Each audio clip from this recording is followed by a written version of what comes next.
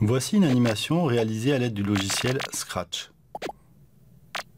Pour utiliser ce logiciel, vous allez sur le site scratch.meet.edu, vous cliquez sur Créer et vous arrivez sur l'interface de Scratch.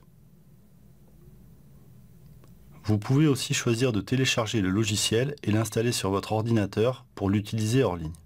En bas de la page d'accueil, vous cliquez sur Éditeur hors ligne.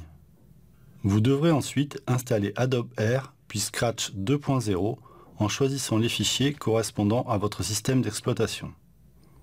L'interface de Scratch en ligne et celle du logiciel sont identiques. Vous pouvez modifier la langue en cliquant sur le globe en haut à gauche. L'écran est partagé en différentes fenêtres. Celle qui vous permet de gérer les différents arrière-plans et lutins de vos programmes est située en bas à gauche. Les lutins sont les personnages ou les objets que l'on anime à l'aide des programmes créés. Vous trouverez une fenêtre de prévisualisation en haut à gauche.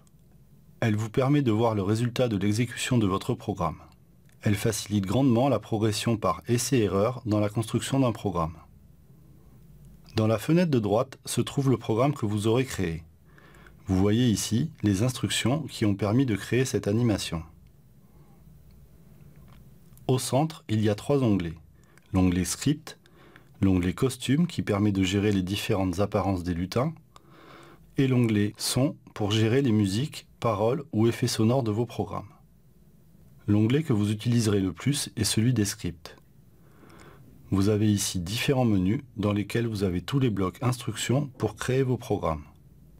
Vous avez par exemple le menu Mouvement en bleu avec les blocs qui permettent de gérer les déplacements des lutins. Chaque bloc reprend le code couleur de son menu.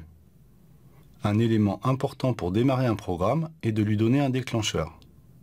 Dans le menu Événements, les blocs sont arrondis sur le dessus car ils se positionnent au début d'un programme. Par exemple ici, quand on clique sur le drapeau vert, le programme va s'exécuter. Vous aurez besoin régulièrement de reprendre un fichier déjà commencé. Si vous avez installé Scratch 2.0, votre fichier va s'ouvrir avec le logiciel. Sinon, à partir de l'interface en ligne de Scratch, vous cliquez sur Fichier, Importer depuis votre ordinateur et vous cherchez le fichier souhaité.